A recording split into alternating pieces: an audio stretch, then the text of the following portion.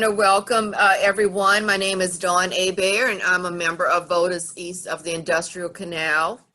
So just to get things started, and I want to just say thank you for waiting. I'd like you to, and we'll start with Mr. Hall. Please tell us your full name, your profession, the number of years in your profession, and what seat you are seeking. We'll start with Mr. Hall. Okay, I'm Michael Hall. I've been practicing for 18 years, and I'm running for Civil District Court Division I. Okay. And Mr. Williams? Yes, good evening. My name is Dwayne Williams. I'm an attorney. I've been practicing for 19 years, and I'm running for Civil District Court Judge Division I. And thank you all for having me this evening. Okay. And Ms. Jupiter? Thank you so much for having me this evening. My name is Lori Jupiter. I am running for Civil District Court Division I in Orleans Parish. I just retired as a research attorney with the Louisiana Supreme Court, so I could run for this judgeship. Thank you. And do we have anyone else waiting? No? Okay. Elroy James. He's on the line. Mr. James is coming in? He's on the line. Oh, he's on the line. Okay, Mr. James, could you please give us your full name, your profession, the number of years in your profession, and what seat you are seeking? Yes, I'm Elroy James, candidate for Civil District Court Judge, Division I. I've been practicing law for 20 years. Okay, thank you. Okay. So I would like to introduce you to Donna Glapion, who will be our moderator tonight. And we have Mr. Brandon Gilmore with You're Going to Fill Me podcast. So we are asking that you answer the questions within 60 seconds. And like I said, let's get going, because I know it's late tonight and we don't want anybody to just overexert themselves. So let's get started. Dawn, this is me, Corinne. Mr. James, do you not have access to be able to go on camera? The candidate, Yes, who you are. Yes, can you please put your camera on? it shows that it's on. Okay, on our end, it's showing that it's off. Let's try it again. Is that it? No. Okay.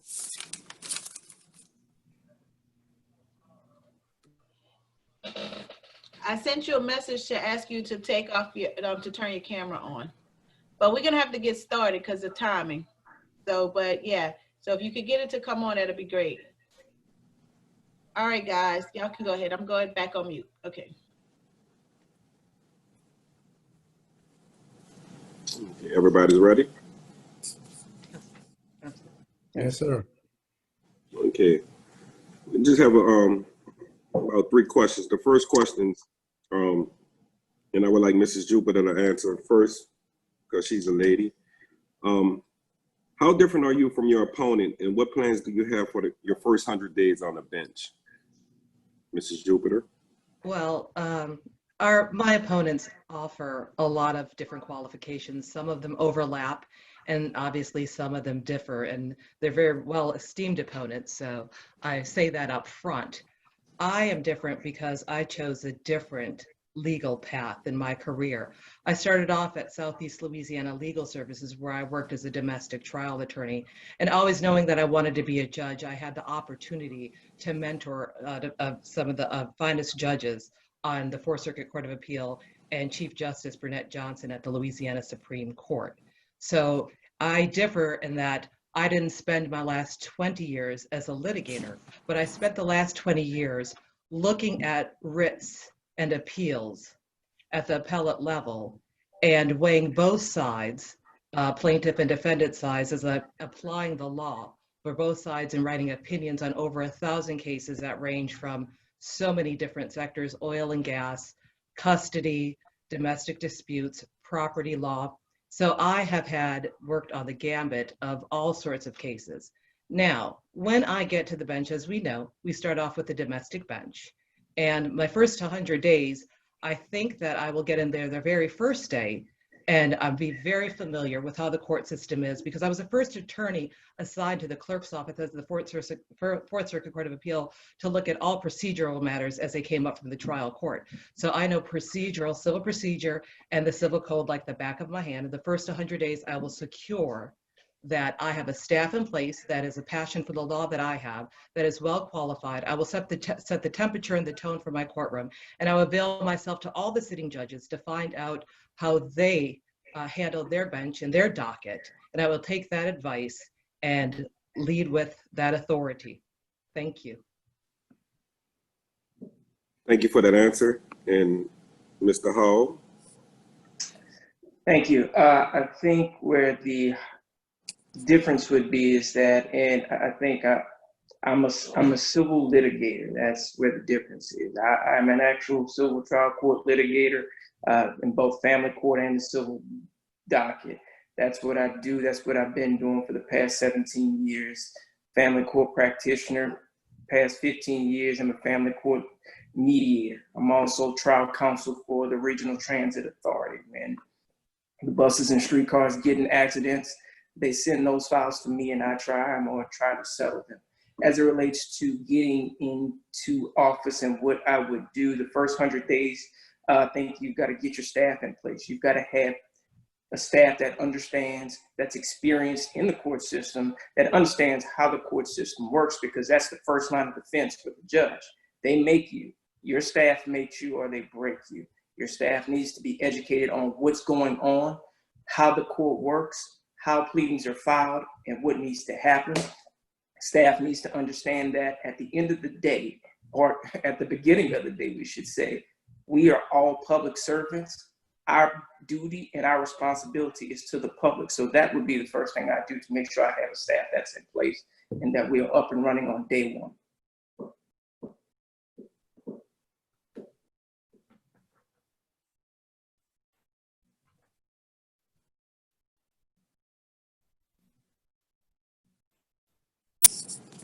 I'm sorry. Thank you, Mr. Hall. Mr. James? Sorry, I missed the question. Okay, I'll repeat it. How different are you from your opponents, and what plans do you have for your first 100 days on the bench if elected? I'm different from my opponents in that I've been practicing law 20 years. I've had the opportunity to practice as a plaintiff attorney and a defensive attorney. I represented industry corporations, Fortune 500 corporations, the likes of Halliburton, Blue Bell. I've represented families in succession matters. So I have a diverse portfolio of legal practice, and I've been practicing law in a variety of areas. What would I do in my first 100 days? My first 100 days would be about evaluating the docket, making sure that our legacy matters and matters that have been on the docket a long time have trial dates set. Make sure that we have settings for hearings such that we could move the docket. So I would work hard to make sure we have trial dates set and motion set so that we could get old matters resolved and pick up the docket so that we could resolve matters expediently. Thank you, sir. And Mr. Williams? Yes. Listen, I think that I'm different because I have the professional experience, the community experience, and the personal experience. Not only have I practiced for 19 years, I've also practiced in all areas of law. I've done bench trials, I've done jury trials. I've represented individuals, I've represented corporations. I've been up to the Louisiana Supreme Court on several occasions and the United States Supreme Court on 2 occasions. I'm also involved in the community. I have my own nonprofit corporation, Infinite Blessings LLC. We're out in the community every day helping kids out in New Orleans East, out in the lower 9th Ward, out in other areas of the city. And finally, I have the personal experience because not only have I represented individuals, I've also been a litigant. And so I understand what the litigants feel when they're looking up at the judge, just wanting justice from the judge, just wanting equality from the judge. And what I can say is that whether it's the first case that comes across my docket or the 100th case that comes across my docket that day, I'm going to treat it like it's the most important case that's coming across my docket that day because it is for someone in that case. Now, as far as my first 100 days, what I want to do is put procedures in place to make the court more efficient. It takes entirely too long for a case to get from the beginning to the end. So I want to put procedures in place to make the court more efficient. And the second thing that I want to do is to try to start partnerships so that we can make sure unrepresented parties have representation. Thank you. Thank you. My next question, and we will proceed with Ms. Jupiter answering first. How many jury and judge trials have you tried at civil district court, and how many were domestic cases? Ms. Jupiter? So like I said, early in my career, I worked at Southeast Louisiana Legal Services, where I served as a domestic attorney. I cannot tell you, I don't remember the numbers because that was so long ago, I'm aging myself, of how many trials I had during that period. So I mean, more than, well, between hearings and trials, hearings, because a lot of things get settled. So trials and at civil district court is not something that happens regularly because, but I would say that about 50 hearings in that time period in which I worked as a domestic attorney. Can you repeat the second half of that question, please? Yes, ma'am. It was, how many trials did you participate in? How many jury or in judge trials have you tried at civil district court? And how many were domestic cases? So I have not tried any trials at civil district court because, like I said, I started off in with domestic law. My experience is, like I said, reviewing the errors that have been made by the trial attorneys and the trial judges and making sure that justice at the appellate level is served accordingly. Thank you. Thank you. And Mr. Howell? So I'll answer the question like this. As it relates to jury trials, I've done a total of 5 jury trials. Part of that reason is because, as I told you, I represent the RTA. The RTA is a governmental body. They cannot be tried to a jury. So everything's a bench trial for RTA. My 5 jury trials have been plaintiff's personal injury cases. I've litigated over 1,235 cases in civil district court, and that's as of today. So that's the number of cases I have in litigation in civil district court. All right. Thank you for that. Mr. James? Yes. How many trials have I litigated in civil district court? Let me first apologize for the technical difficulties that I've had, so you probably didn't hear my opening. I've litigated solely civil matters across the state of Louisiana at the trial court, it's the civil district court, and appellate courts. All of my trials, to date, I've probably had about 70 trials in civil district court. I've also argued matters at the Court of Appeals. The matters that have gone up to the Court of Appeals have been about 25. As everyone has said, most matters in civil district court settles. So between trials and motion practice that take place at the civil district court level, I've had about another 25 motions that I've argued at the civil district court level. How many matters of jury trials? I've represented the state of Louisiana majority of my practice. State governments can't have jury trials. So I haven't had any jury trials. And what was the second part of your question? If it was in the trials, how many were domestic cases? Oh, Domestic cases. Again, early on, I shared with you, I started my career in civil district court as a judicial law clerk. And so in that capacity, the judge decided all domestic matters. So I've been involved in my entire practice with probably about, today now I'm dating myself, 20 years of practice, probably about 100 or so domestic matters, of which I haven't tried any of those. Okay. Thank you. And the last one, Mr. Williams? Yes. As far as trials, bench and jury trials, roughly somewhere in the 20s. Relative to jury trials specifically, probably at CDC, maybe about 4. I've also had 2 jury trials at the federal court level. and one actually went up ultimately to the Louisiana Supreme Court. As far as domestic, probably somewhere in the teens, if you will, relative to trials before a judge. Obviously, in the domestic section, it's not you don't have a jury. It's specifically to a judge. I represented, again, individuals relative to divorces, child custody, child support cases, represented individuals on personal injury matters. Also, I represented the city of New Orleans and corporations as well in connection with both jury trials and bench trials, but both at civil district court and also in the federal courts as well. Thank you.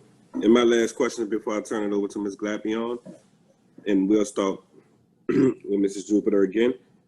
Why do you believe the voters of Orleans Parish should elect you? Because I have emerged myself in the community. I know my New Orleans community so well. I have done public service for a long time, years. And I think that the citizens of New Orleans should elect me because I am fair, I am impartial, and I have the training and the experience that it takes to recognize and have compassion for our community and everyone's differences and how they avail themselves as litigants to the court. So I think my fair and impartial application of the law for all citizens that I have connected with over the years is essential to the bench. And that's why I think that the citizens of New Orleans should elect me. Thank you. And Mr. Hall? I believe the citizens of New Orleans should elect me because the experience matters. You want an experienced judge on the bench. Actual trial court experience matters. I'm the most experienced, qualified candidate in this race. As I pointed out, I've litigated over 1,235 cases in civil district court. I've litigated 529 family court cases, 606 domestic civil litigation cases. Actual trial court experience matters. That's what you want in a judge, and that's what I present. Thank you. Mr. James? Yes.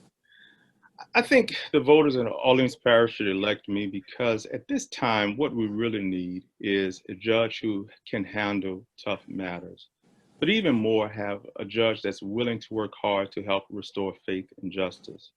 The climate we live in, that we're currently living in, many people have lost their faith in our justice system. To be able to restore faith and justice, the next judge of Division I must be able to do the tough lifting. I'm the only candidate in this race who have represented across the board all segments that may find themselves in civil district court. The state of Louisiana, individuals such as yourself and myself, corporations. I'm the only candidate who has that diverse portfolio of legal representation. Even more, the citizens of New Orleans should elect a judge who understands the community that he or she desires to serve. No doubt about it. I have been involved in my community, leading the nonprofit organizations, have represented this organization, and the culture of this organization is King Zulu 2012. Also, what is needed in civil district court is a man who is a woman who is a man of faith, or a woman of faith. I'm a deacon in my church and work hard to make sure that our community and our church-based community is fully served. So I think in this three-legged stool of what the community need, I think I represent all three of those. Someone who has intellectual ability to do the tough lifting, somebody that knows the community is served, and a man of faith. That's why the voters of Orleans Parish should elect me as the next judge for Division I.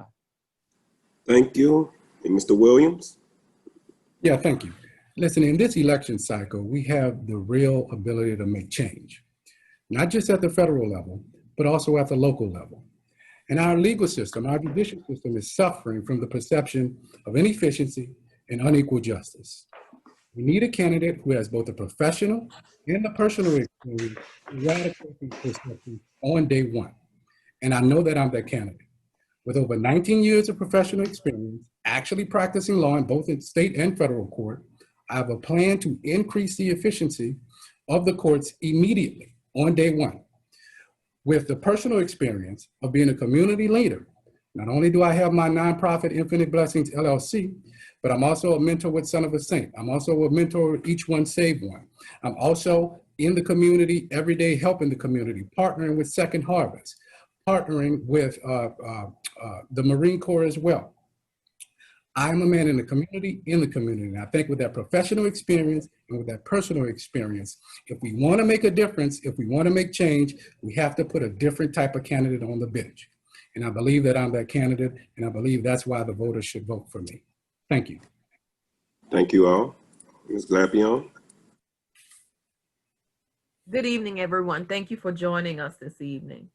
I have a few questions, and they are for each of you, and I would like you to answer them in the same order: Ms. Jupiter, Mr. Hall, Mr. James, and Mr. Williams. Have either of you been disciplined by the bar, arrested, or owed child support? No, none of the above. No. No. Absolutely not. Well, that's awesome. Next, specifically for each of you, starting with Ms. Jupiter, how would you make sure that there's oversight in order to avoid judicial delay? Judicial delay is something that seems to be a problem with the court. So it's really important that once you get in there day one, we look at the docket and see where there's backlog. What we need to do is make sure you set a trial date. Now, this obviously works on a case-by-case basis. So you make sure that you have a timeline and a trial date set. If continuances from there are needed, then you have to grant those with discretion. But I think that in order to move the docket, you have to make sure that you have a calendar that you adhere to and that you hold the attorneys responsible for adhering to as well. And like I said, I know not all cases move as fast as some others, depending on what the discovery is involved.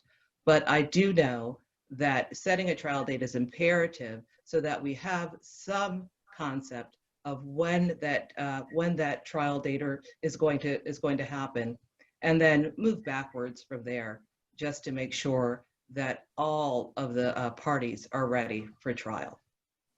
Thank you. Thank I you. think- Paul? Yeah, as it relates to, I guess, judicial delay, I think the biggest thing is, as the judge, you can't just sit back in your office. You have to be somewhat actively involved in it. You don't want to overexert yourself in any case, but you have to be actively involved. That includes trial dates. You have to press trial dates. You have to hold people to the fire. Cases move when there is a trial date there. So actively having that done, having trial dates put in place. Also, having judgments out. I think one of the key things would be you as the judge, you prepare the judgments, you get them out, you get them up. That way things are moving. So I think as it relates to judicial delay, I think it requires that the judge be more involved in the case, not overly involved to where you're stepping on lawyers' toes, but that you are actively involved and you're there and you make yourself available to the lawyers to help them move the cases as well. Thank you, Mr. Hall. Mr. James? Yes, I guess to put it simply, to prevent judicial delay, I would work. I'm running for Silver District Court Judge to work for the people. I'm not a stranger to hard work. I started working at age 15, flipping burgers at Wendy's and bagging groceries at Schwegman. I haven't made the accomplishments that I've made without working.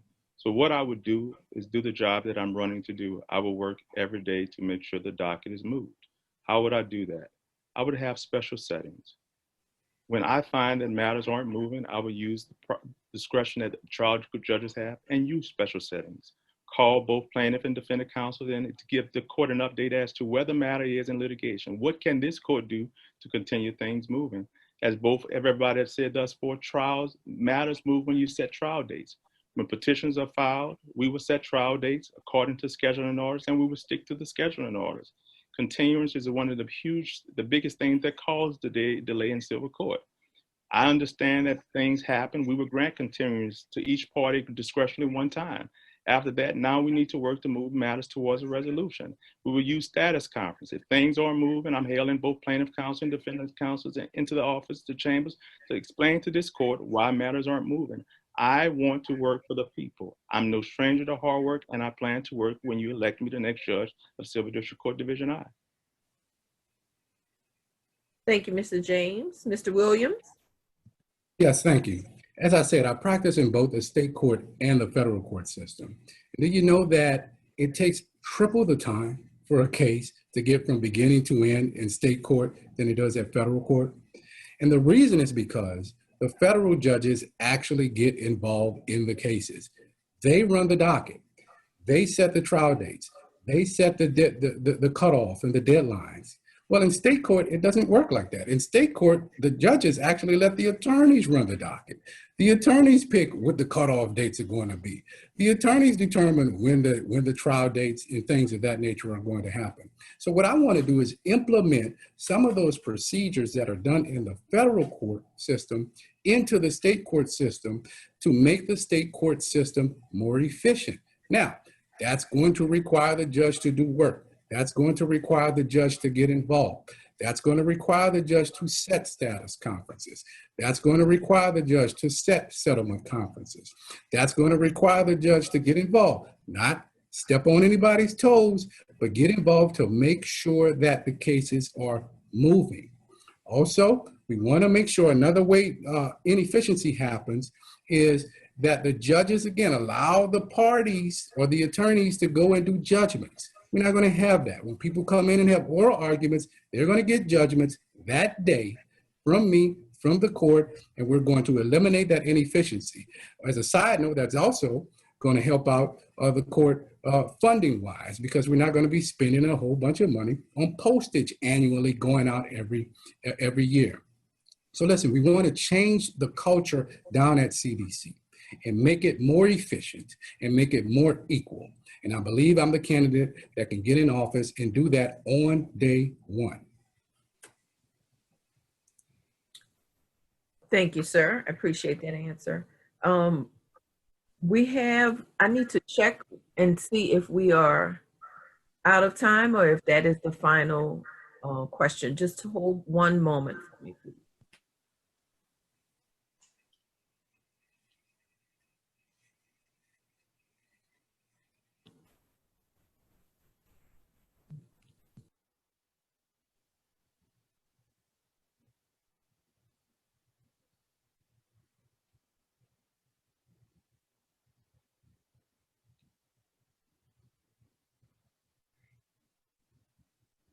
Okay, John, if everyone has answered, we can end it now because it's 8:59. Yes, We ma'am. have the other candidates coming in. We So I will. want to thank everyone for participating.